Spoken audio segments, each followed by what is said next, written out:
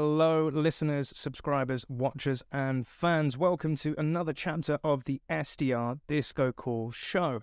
Now, if this is your first time joining this show is all about speaking to predominantly sales development reps or BDRs working in the world of tech sales to get insights into what is this career all about, how do you navigate it, and get best practices from great people across the globe. And my role is just a host, where you hear me talking and asking questions to these great guests. But today, we have a little bit of a switch up where we like to call this a special episode, which is a dynamic duo, because within our midst, we have an account executive joining this show today as well.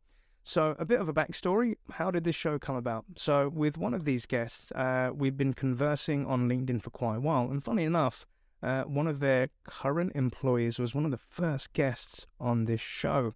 So this person I'm pointing to is Joshua. Joshua, how are you doing today, sir? I'm doing really well, thank you. And it's great to finally have you on board. So Joshua, for the listeners, watchers out there, could you tell us, who are you, what do you currently do, and where do you currently work, sir? Yeah, thank you. My name is Joshua White. We're currently working at Yapily as an account executive. Yapily is an open banking infrastructure provider. I've been here for about a year. Prior to that, I was working at another fintech company, Payoneer, B2B cross-border payments. And obviously you can tell by the accent, I'm not originally from the UK, but I've been living here for about 3 years now after moving from Hong Kong. Nice. Thank you very much for joining, Joshua, and coming over to your co-pilot. Montoya, how are you doing today, sir? I'm well, thank you. Thank you for having me as well. Thank you so much, sir. And Montoya, for the listeners out there, could you tell us, who are you, what is your role, and what do you do at Yapily? Great. So I'm Montoya Wilson. I am an SDR at Yapily. I've been with the company for about a year and a half now, and I'm from New York.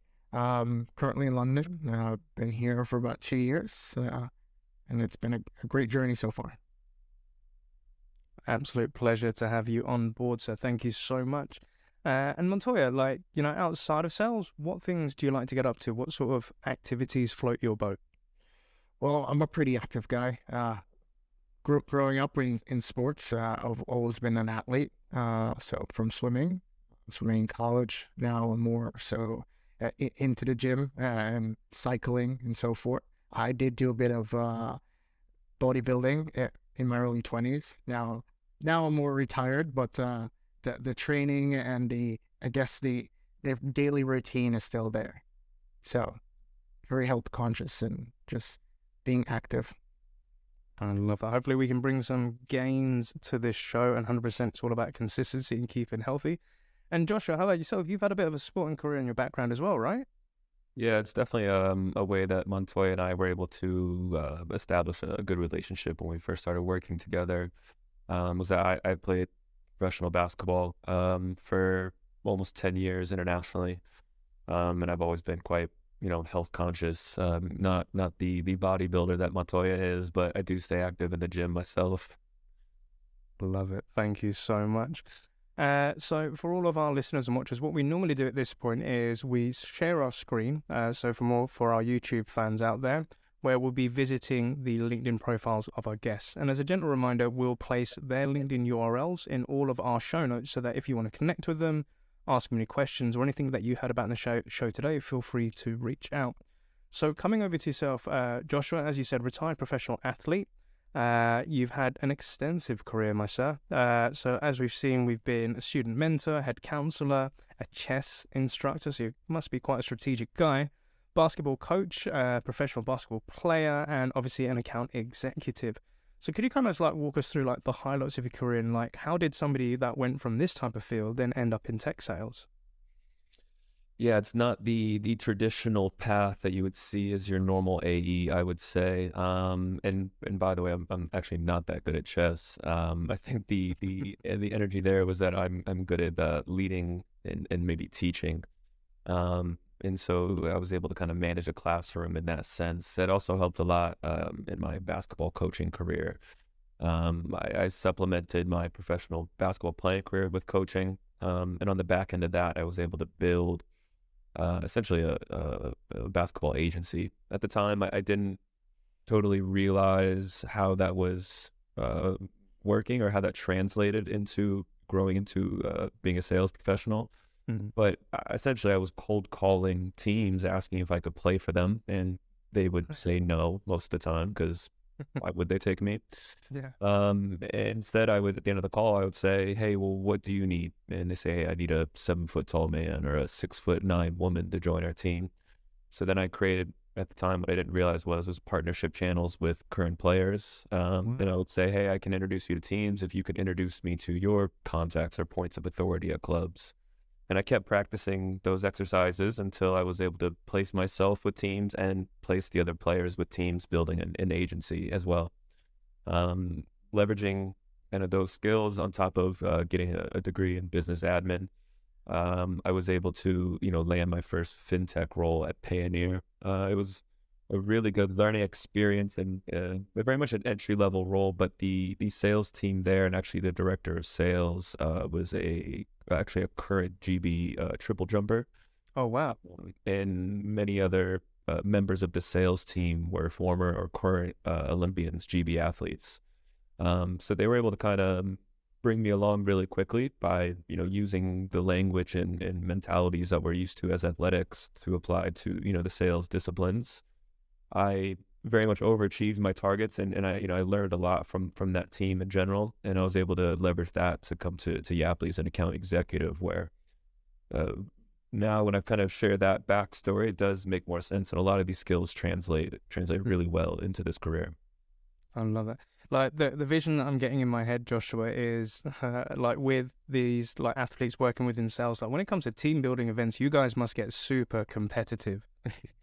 There's a lot of competitiveness where I think people don't even realize I'm competing with them at times. It's just me in my own mind setting my own targets and goals. But even salespeople, outside of sports, right? It's kind of in the competitive nature. So there is a lot of that going on, a lot of banter in the group chats about who's doing what and who's getting the outcomes. So it's pretty exciting. I love that. So like the key things that I heard there is, like coaching people, instructing people, cold calling, like to get into basketball teams as well. And then obviously meeting that director of sales at Payoneer with him being a triple jumper as well, and then getting into this tech space as well. What would you say, is it about coaching or, instructing teams? What is it about that floats your boat and you like about that aspect? I think it's a continuous challenge. I think you could learn how to do it successfully with one group or one person, and that doesn't mean it translates to the next group or the next person. So it's just constantly, learning from people and learning from your experiences. I think kind of the underlying skill sets or attributes or things that I find value in this element is the networking and relationship building. And that I think is a big part of the teamwork of trying to be a leader, trying to grow into that leadership position, as well as being successful in an account executive role. Thank you so much. And just out of curiosity, what did the cold call pitch kind of sound like back in those days, like when you were trying to call these people to get into these teams? How did you open it up and how did you kind of close it? I had an Excel sheet where I would, pick a country, let's say Spain, and I would look down, they have 3 professional divisions. I put every single club in there, and then I would just use the resources on the internet to either, copy and paste an email to whomever trying to get in touch with authority, or when I finally got numbers, at this point I was using, credits on Skype to make international calls, and I was sometimes paying attention to the hours, just kind of being ignorant to global timescales and calling people at 3 o'clock in the morning and being like, "Hi, you don't know me, but I would love to play basketball for your team." They found out I was 6'2" and often would hang up the phone, or before they did, I would try to get in the second elements where I was pitching them players.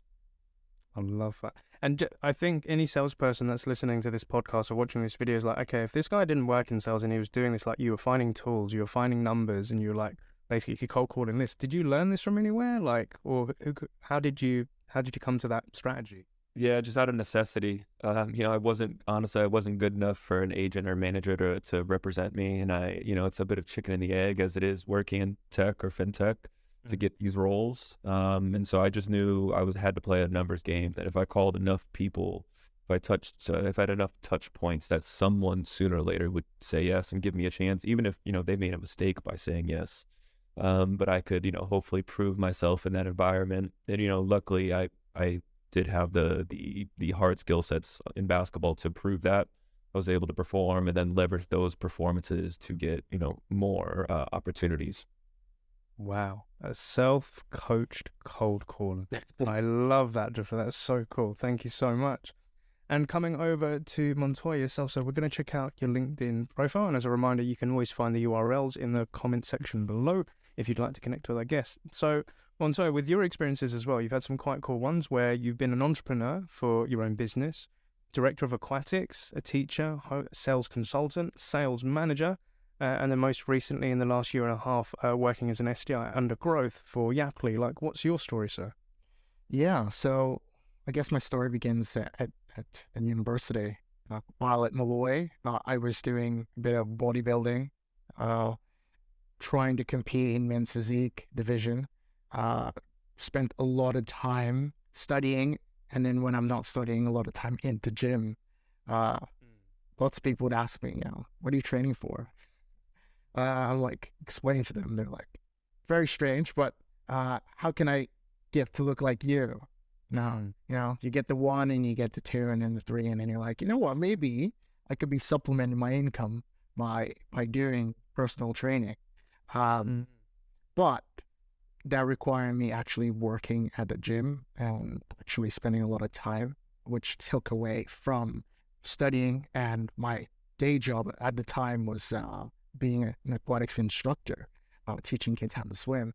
So I ended up deciding, hey, maybe I could do this online and maybe teach people how to do things by sending them videos and so forth that you just basically film on your phone. So I made business cards without any way of like any business model or anything. I just made business cards. I started handing it out to people at the gym. People who would say, hey, great bud, whatever the case may be, give them a card. I can help you. And then it just started. Just start printing workouts, making a few workout videos, giving advice around stuff I eat and stuff you can eat to help speed up the process. So that's how that started. Turns out that it was really going well after a time, and you're like, now people are sending you photos. Hey man, you've helped me lost 20 pounds. You helped me gain 20 pounds. I feel great. I look great. I'm like, you know what? I should post this on social media. Get more coverage. So I did. Ended up doing that for quite some time. It helped me pay for college. So it was very much a good way of making a bit more extra money. Yeah, from there, I got a bit more responsibilities at the pool, running the entire pool area, hiring lifeguards, teachers, and schedules and all that stuff. Then once I graduated from university, I was like, you know what? It's time for the next chapter. I spent a lot of time teaching kids, teaching people how to train and so forth. And maybe teaching was what's next for me. So went for a job interview at a charter school in New York, got the job, started working. It was really great experience. I learned a lot about myself. I learned what's required for being in a classroom setting and teaching on a daily basis, what teachers go through. It is a really tough job. I think those experiences what led me into being an SDR. It's a lot about patience.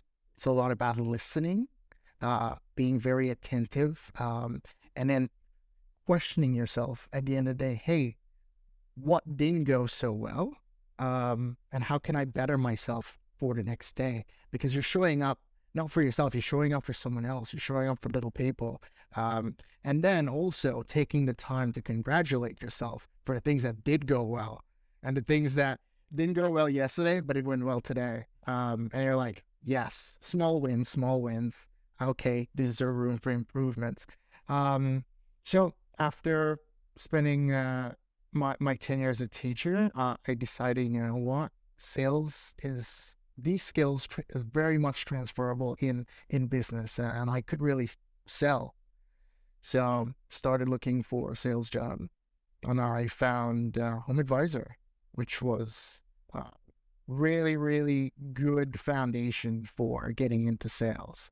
I went for an in-person interview, and I had to pitch. I had to pitch them my personal training gig, and the guy was like, "This is. Can you actually train me after this?"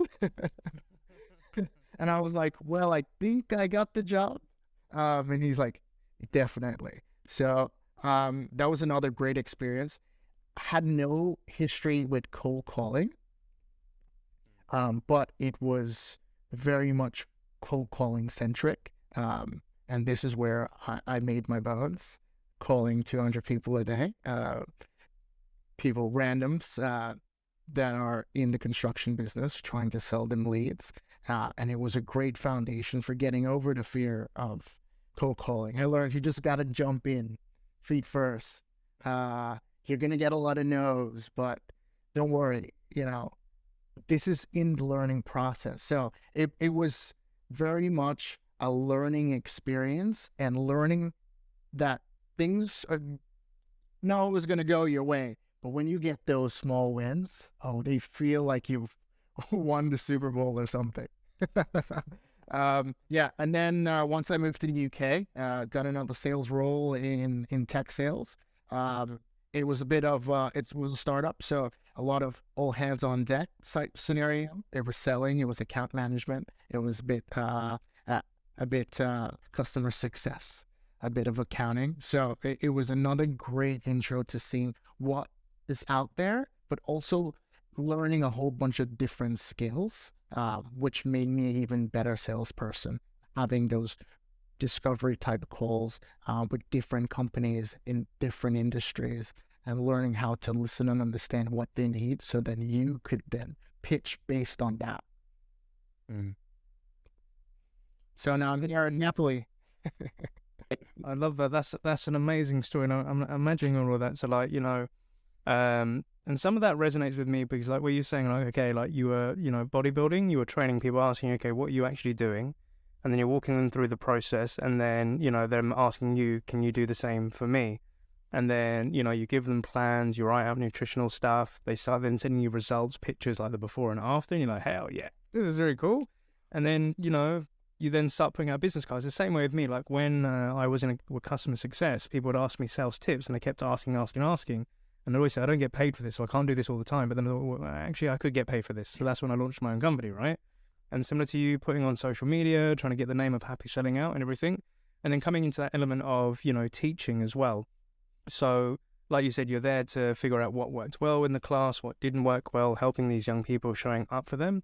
And I'm noticing this coaching vibe coming from the both of you, like helping people. And that's kind of what we do in sales, right? We coach people to a new mindset or a new idea, and we have to help them learn. And sometimes they don't always learn the first time around. Well, you got to keep hitting those students and prospects and letting them know this is how it works, right? And then cutting your teeth within that sales job, doing 200 sales calls a day, like you said, making your bones. Then going into another sales position where you're doing, you know, 360 kind of role, where you're not only just getting those customers in, but you're doing element of customer success. And then joining the Vibe and Tribe, which is Yapily. I think that's a pretty cool career.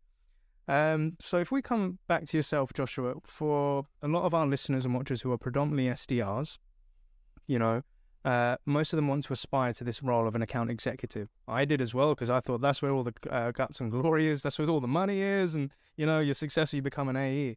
In your own opinion, imagine if you're speaking to your old sports colleagues or friends, right?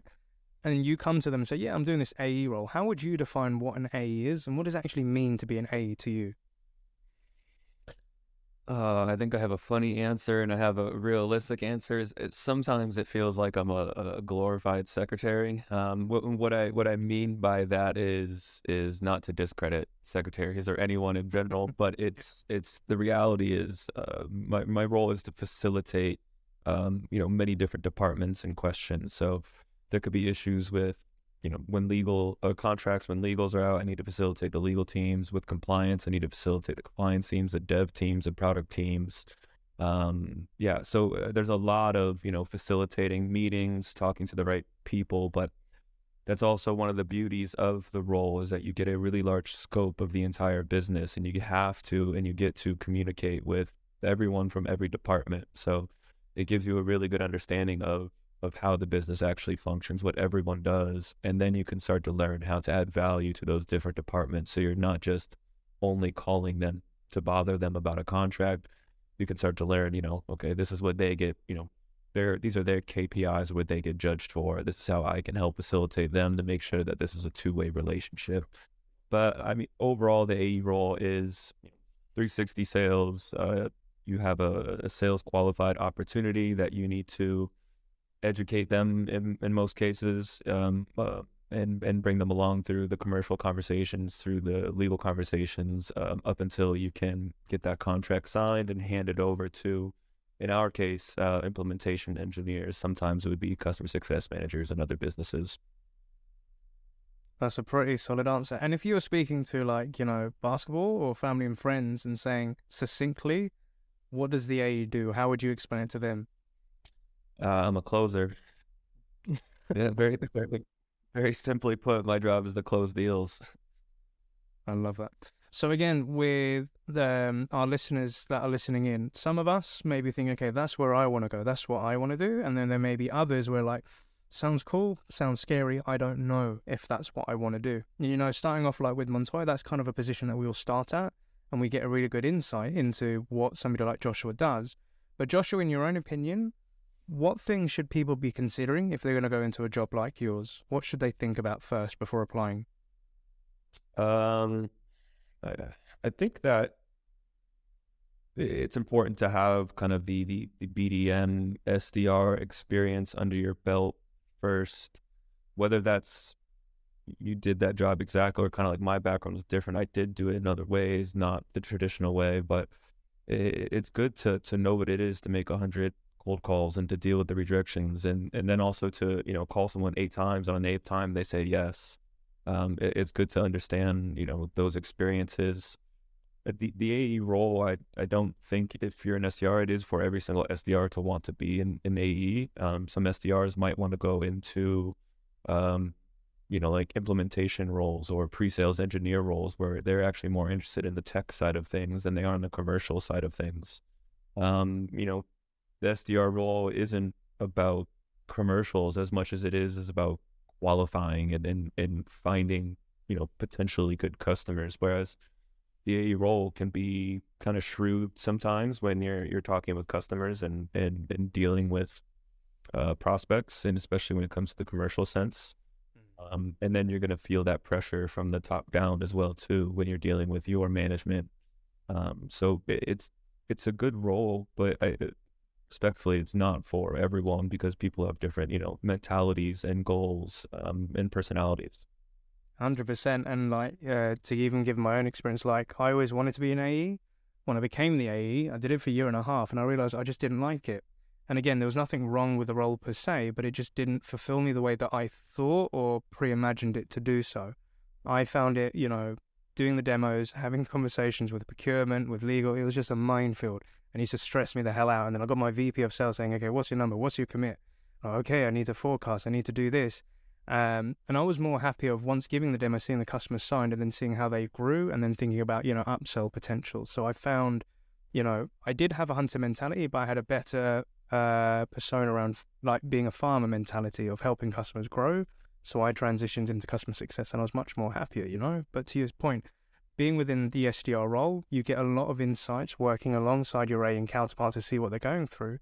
Always asking the question why do you do this, and what's the basis of that? And then you can learn, if you can help out your AE by doing some of those responsibilities, it gives you a good taste if that's the way you kind of want to go, But then coming down to our co-pilot, Montoya, again, SDRs are the lifeline of a company, because out the lifeline, we ain't got no pipeline, right? So we're important, very much so. So for you, what's a typical day in the life of you being an SDR at Yapily? What does your typical day look like? Yeah, I mean, I think an SDR is like gatekeeper, right? We're the ones who, and also like the opener. We're the ones who we find the companies that we want to work with, the right ones. Make sure they're the actual right fit. Make sure we have what they need, and then basically pitch it, and then build those relationships early on, and then connect them with the AEs and whatever other help we can get inside the commercial team or the technical team to help speed up the process of getting us a signed contract, right? So a typical day for me is basically, one, making sure that my pipeline is moving along the way I envision it to, or I would like it to, right? Making sure that everyone that has reached out to me or everyone who has responded to my emails, I've responded to them promptly. Never leave anything for later. Things come up. As an SDR, we're always moving things throughout the pipeline. There's always more being added to the pipeline. The faster you get things done, the more you're gonna get into the pipeline, the more you could focus on what's next to come. So my day is mostly first focusing on that. Next thing, prioritizing what's next steps for everyone. Who do I have on for this week? Who do I have on for next week? Who do I have on for next month? Right? It's being an SDR, you have to have very, very clear view on months in advance so that you have things always happening in your pipeline. This might not go through this month, but next month is another month. You have to be prepared. You might go on vacation, so you might need to take off work for whatever other reason. You need to make sure that you're prepared for that. Then whatever calls you have on for today, right? The calls that you're going to be taking by yourself, you're prepared for those. What do you need to make sure that those calls go well? Do these calls need to be with an AE? Making sure that you reach out to those AE and say, hey, we have this coming up. Please make sure, hey, these are the requirements they're looking for. These are my notes. Giving them that heads up of, hey, we're having this call. I know you have a lot on your plate. We all do. Here's the heads up. This is the stuff that we're going to be talking about on that call. Because you might not know. They might forgot. They might have other things happening, you know. It's just a bit of a nudge to, hey, this is what's happening, without being rude about it, right? So that's what my days look like. I do handle a lot of inbound traffic. I do man the inbound channel here at Yapily. So that's part of my day-to-day, making sure that every inbound lead that we come through, I've given them the attention that they need, making sure that we get calls booked in and making sure they're moving through our sales pipeline. I love that. That's like the Montoya regime process down to a T. That sounds pretty strong, my dude. And, you know, obviously, like, you've been there for like a year and a half, and coming into this role in company and helping out inbound. Like, I love inbound as well because these people have requirements, but you equally have to qualify them and see if they're legit and if they're worth the time of our AE. But obviously what you're doing, it sounds very similar to like a thought out strategic plan of how you do your days, your weeks, like how you're going to be going for this quarter. How do you plan your time, or how do you best plan your time as an SDR? Like, how do you do your planning? You've got to know your targets, right? What are your goals, right? What are your personal goals? What are the goals of your teammates in your team? Like for me, I know that I'm an SDR. I have to work with marketing. They're the ones who are bringing in lots of these leads. It's making sure that I have that communication line open. How much do I need to do this month so that you could hit your targets, right? And having that clear line of with my AE of what do they need so that they could also help me, and making sure that we're all working together as a team. At the end of the month, we all can congratulate each other, say, hey, the numbers look great. All right. So for me, I plan my week. First things first is who have I spoken to last week, and set those tasks for myself for the following week to make sure that I check in, and then set clear what's happening this week right now. So I set before on a Sunday evening, I'm like glancing at my calendar, making sure I'm jotting down notes, making sure everyone is on track for the next week and roll over into the next week. So it's an SDR's calendar is very, very packed. There's things always happening, and my way of making sure that no one gets neglected is just do things right away. Like never leave it for next minute or 2 minutes. Just handle it right now. Yeah, if it can be done, like the thought process of if it's doing the dishes, if it's going to the gym, just get the first 5 minutes done, and it's going to get done. Don't leave it for later, otherwise you'll be paying for it. Oh yeah, when I'm on calls with Josh, he knows I'm writing the email that I'm gonna send to the prospect lead right after. Like it's already being typed out. Like it doesn't matter who has to send it. Like even if he has to send it, I'll send it over to him. He send it off. Like that's what teammates do. Boom. I love that. I love that. And you raised a pertinent point, and I want to come to Josh and get your feedback on it as well. You know, like Montoya, like what you're saying, having to have that sometimes with your conversation with the AE to remind them about stuff that's happening, what's taking place. And think, I know you've got a lot on your plate, and then handing over like a lead or an opportunity to them. So, you know, I've experienced, and I've had to help mitigate it as a manager of the relationship between SDRs booking something and then handing it over to the AE, and the AE accepting it as a qualified opportunity or saying, no, I don't think it's a fit yet. It's maybe something for pipe later. Or, you know, I've been in the experience of where I've done all my detailed notes for the AE and they get into the meeting and they just start saying, so yeah, tell me more about your problems, or kind of like, why are you speaking to us today? And I sit there and I'm like, I have all the notes there, dude. Like the whole summary's there, like the why, the objective, all that. And it, you know, it doesn't happen. But Joshua, for somebody who is quite busy and you have a great SDR like being your co-pilot, what does a good handover from an SDR look like, and how does that help you as an AE? Yeah, I think first and foremost, it's really having a good open line of communication with the SDR. So pre and post calls, Montoya and myself and some of the other SDRs as well that we work with, Andrew and Dylan. It's really the same in that, you know, sometimes we'll have a 30-minute call set in the calendar just to a general catch up.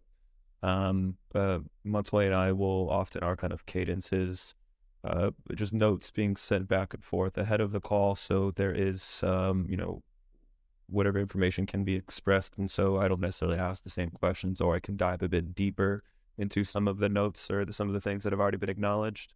And then after the call, Montoya and I, it's pretty much clockwork. We race to huddle each other. Whoever, you know, if one of us clicks it quick, we jump on a huddle on Slack and we just have a quick debrief to say, hey, what did you think about that? Or, you know, and then we're both quite honest with each other in terms of like, you know what, there's a couple red flags there. Let's just hold off on converting this one until we can book the next meeting, or until we can get X back, or whatever it is that we decide on.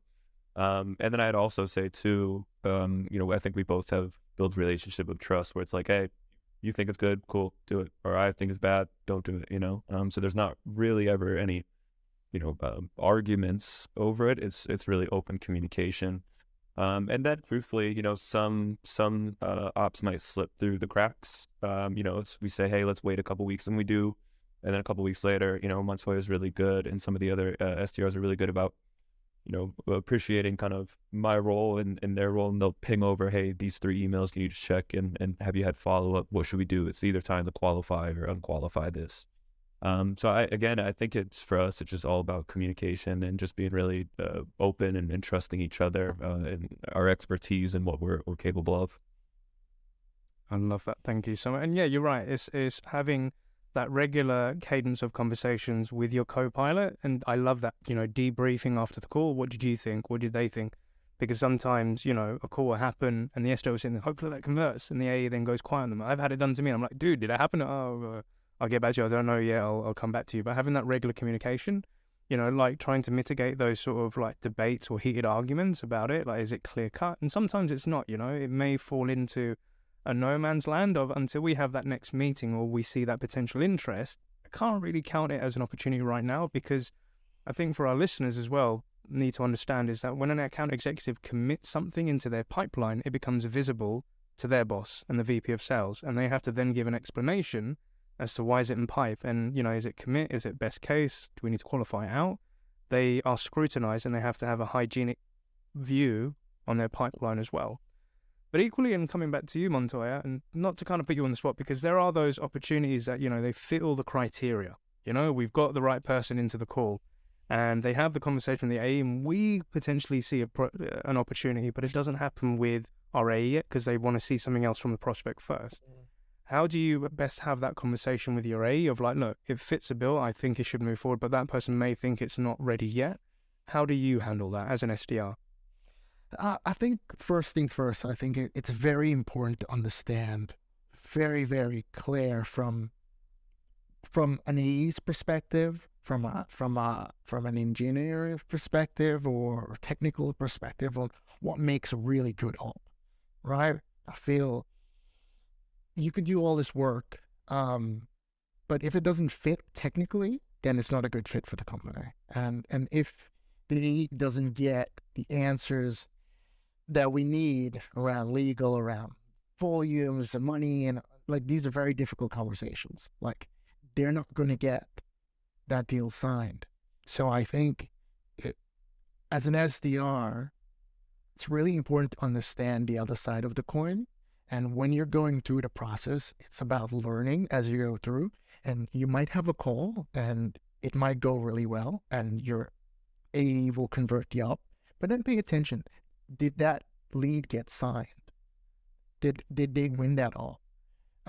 Did they lose that up? Is it still in play? Understanding that will really take you back to the drawing board around what the requirements are you should be looking for to qualify in the first place to send it off to the AE. I feel like that's really important. Not just seeing your little cubicle that you sit in and going, hey, this is my job, but really seeing it through. Seeing, did that op win? Did you win that op? Did the company win that op? And why did we win it? What did you do? What didn't you do? And if we didn't win it, why didn't we win it? Did we qualify it too soon? Right? I feel like those are the questions are really difficult sometimes to answer, but going through the process could really help refine the way you do prospecting and the type of discovery calls you do have. And I feel like myself and Josh, we have these conversations quite often. And you'll be surprised as an SDR, even after we do our little huddle, I go, that's not enough. Before he could even say, like, yeah, that wasn't, I feel like we're missing X, Y, and Z. That wasn't great. But yeah, there is sometimes I feel like an op is an op. It didn't go through. And with that is on this, I think the question is, why didn't you think that was an op? And what kind of information do we need to get for you to say, yes, that's an op? Because from my understanding, I feel like we have fit all X, Y, and Z requirements. But I think it's also being patient and going, all right, let's hold off on it to satisfy it. And I feel like when you have your numbers and your targets to hit on the monthly, sometimes it's really hard. It's really difficult, right?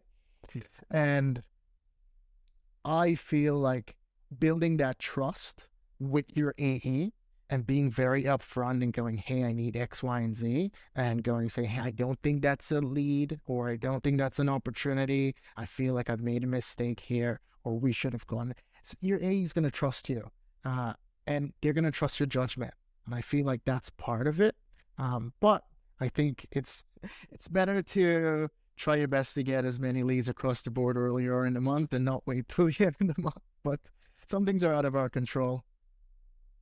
Yeah, 100%. And like you said, like building that trust, that's very key. And, like an advice that I always give, like when I've been managing SDR teams and being kind of like the middleman between the AEs, is always say to the AEs, like when you go out and take them for a lunch, or, SDRs, go take your AE to lunch, go out and get to know each other. Let each other know how you get comped and paid, because there have been a lot of AEs that didn't know how their SDRs get paid. It could be, is it the amount of calls they book, or how many, meetings they've booked within that week, or it could be once it's only convert to an opportunity. A lot of my AEs used to think that my SDRs just get paid for the meeting. I'm like, no, it has to convert to an opportunity. And the mindset that I'd give to my SDRs is what I learned from my AEs. Like, Neil, we don't book meetings for the sake of meetings to hit a number. We book meetings to look to close business. So, what you said was very mature in terms of, is it a technical fit? Is it a commercial fit? Are we going to be able to integrate with their APIs? Is it going to fit into their ecosystem? Are we speaking to the right people? Do we know their strategic initiative? Do we know the corporate objective? We need to get all this stuff in, because that's how we paint a picture. Because my AE said to me once, Neil, look, I can give you eggs, milk and flour and you can throw it into a bowl, but it doesn't build a cake. We need to have structure to this deal. And if we don't have that structure, then we don't have a deal. And, he also educated me on CAC, so customer acquisition costs, right? You have to remember, Neil, as an SDR, we pay you a salary. An AE, they get a salary. If we bring, a technical lead into this call, they get paid a salary. And if, we then qualify a lead through, which either churns later down the line, we've just lost money. So that's why we don't just pay for the sake of meetings, but we need to make sure it's fully qualified. And what I love between you two is that you have that conversation, you're able to talk about it and, hold stuff going through if you don't think it's a fit, because ultimately you want to know how you're going to win. And I think when it comes to wins, what I learned as an SDR and an AE is our existing customers. So we'd always look for key win deals. So do we have any information in our CRM to tell us why did we win that deal? And can we look for similarities in the deals that we're currently talking to? And that will give us a higher probability of, okay, we should be talking to these leads. And that way as an SDR, I knew who to go after. In our sweet spot, it was media, Fortune 500 companies, and we'd have to speak to the CMO and they had to have a digital transformation project.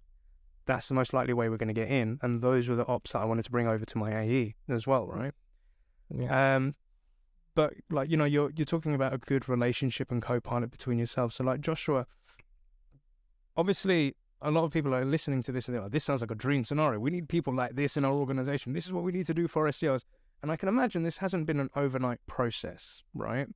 So imagine, you've got some new AEs that have walked through the door in another tech company and they've got people like Montoya.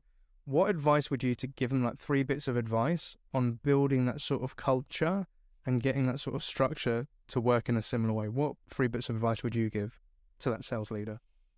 Yeah, I think something you already said, which is quite important, is the transparency of commissions. Not necessarily the quantifiable, I don't need to know how much you get paid, but how you actually are targeted. Because I, as an individual person, AE out or not, as an individual person, don't want to, hurt you. I want to, help you achieve your goals as I would want you to help me achieve my goals, and just in general. So especially in that relationship, I don't want to be the blocker that's, just being a jerk, for lack of better terms, and saying no because it doesn't hit this super high detail. Yeah. Sometimes there's SQOs that come through that, maybe we could have been a bit stricter on, but I also kind of understand my own personal angle. I'm like, actually, I think I have something I can work with. And then there's some other ones where, you say no because it's, what's best for the business and what's best. And like you said, what works in a certain vertical and what doesn't work. And there needs to be a bit more discovery. The open lines of communication are just absolutely huge. Montoya hasn't taken me out for lunch yet, but we do have, we do have, friendship, and we do chat and talk and try to be in the office at the same times and things like that. So I think those relationships are important. Don't wait for management to align the teams. Go ahead and work together. And then also educate each other in general. Montoya was already with Yapily, had some experience here before I joined. I leaned on him a lot to just get my baseline knowledge of the business. And he taught me a lot. He taught me how he was leading calls, and I was able to generate how I wanted to lead calls from the stuff I learned from him. And then now in my position, I'm able to, educate and help the SDRs to understand more of the general scope of the business, or why this lead is a good or not good or bad lead. Even if they hit our methodology, they check the box with methodology, there still might be some red flags. So now we can all learn from each other and grow. And especially for a lot of our SDRs who have ambitions to become, senior SDRs, or like I said, implementation engineers or AEs or CSMs. They're able to get a better understanding and have, because of our working relationship, a better understanding of what they need to achieve and how they can achieve it. Hallelujah. Thank you very much. And coming to you, Montoya, what 3 bits of advice would you give to an SDR to strengthen their relationship with their AE? One, understand your business, the company that you're working in. First and foremost, and understand the technical aspect, the legal aspect, uh, what how deals get signed. Understand what those criteria need to be. I think it fits for a bigger picture thinking. The way you qualify leads, the way you look at leads, a prospect, it's just bigger picture. Plus more of an understanding of what you're selling and how to sell it best. I think allowing yourself to be very vulnerable, or I guess open with who you are in your working process, what that looks like, what your day-to-day looks like, what you're expecting, and what you would like your relationship to be like with that person, and then understand what that is for them, so then you can meet each other halfway. It is a long-term relationship. You're working with somebody day in and day out for hours, bringing them calls, leads, and so forth. They rely on you as much as you rely on them. And then the next thing, follow up with them. Don't let your sales cycle end with just a handover. Follow up with that AE. Try to shout at them. Try to understand what that process is after you've done, like who they need to go to for technical advice on that lead, who they need to go to for legal advice. What does that look like to get that deal signed? So then that will help you, one, transition to that role next, and if that is what you want, but also help you in your prospecting, and also help you with your strengthening your discovery call. And I think those three bases is very, very essential to having a really good relationship and bettering your position as a SDR. I love that. And especially like where you mentioned, don't just stop your sales cycle with once you pass the lead over to your account executive, follow up on them and find out. Because like with me, I was always curious that, when I booked a meeting, I wanted to know, A, how the meeting went, but also how is the deal progressing? Like what bottlenecks have you seen? Like, are there any objections, or are there any signals as to when they're going to move forward with the solution? And if they do launch, how many users are they going to go with? And, what other offices may they go into it? Because I wanted to know, like, how my AE structure did, because I had no experience. I didn't know how that stuff worked, right? But to your point, shadowing that person that's kind of doing, that's what's going to help you get a taste of, is that something I want to do, or how can I do it? And to kind of extend on that, if the AE is comfortable with you taking some of those responsibilities as well when following up on the deal, that's kind of where I cut my teeth just before I move into AE land. I think even if it isn't actually shadowing, like literally, with them on the follow-up calls, them just including you on the email, CCing you on the email chain as it continues, that will give you a really good picture of how things are going and when people are just not responding or dropping off, whatever the case may be, and what that, I guess, commercial conversations look like. So. I love it. Thank you so much. So we got some 6 solid bits of advice, both from an AE perspective and an SDR perspective. Thank you, gentlemen. Joshua, there is one question that I do want to ask, because this is a bit of a contentious subject that I've had with AEs, and being an SDR fan, I need to ask it. So with SDRs, predominantly we're prospecting, whether it's inbound and handling leads or going outbound. And with some account executives I've worked with, they're like, it's the SDR's job to prospect and book meetings. As an account executive, should they be doing prospecting? And if so, how much of their time should they dedicate to prospecting? I love this. Man, sales, you eat what you kill, right?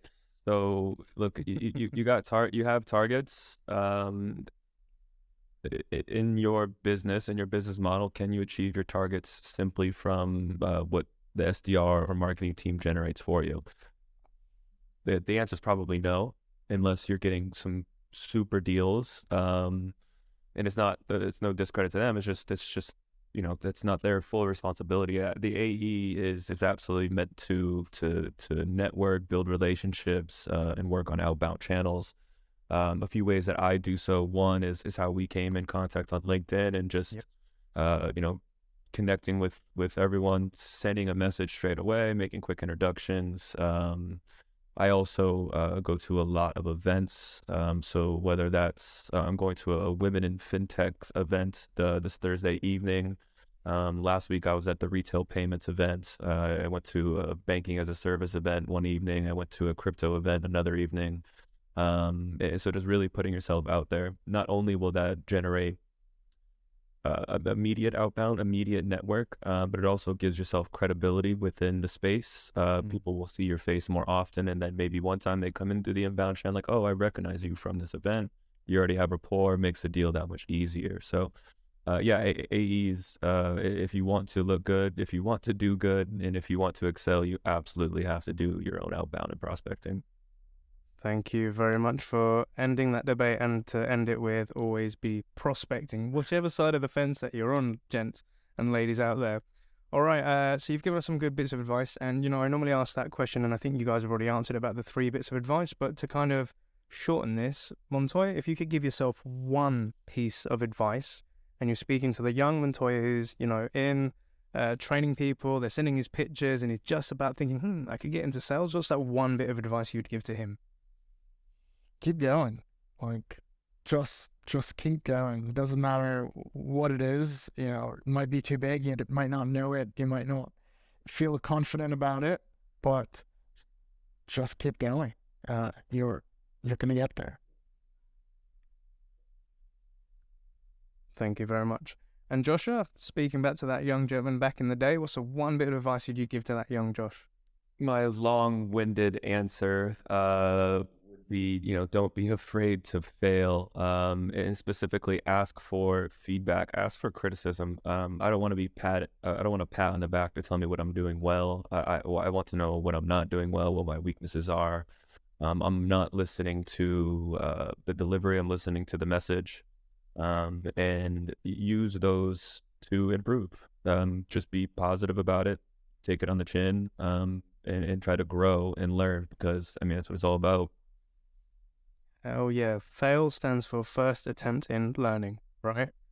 I like that. I think we always want to love that, right? And Montoya, are there any shout outs you'd like to give on today's show? Just to the Yapily team. Keep doing amazing things, guys.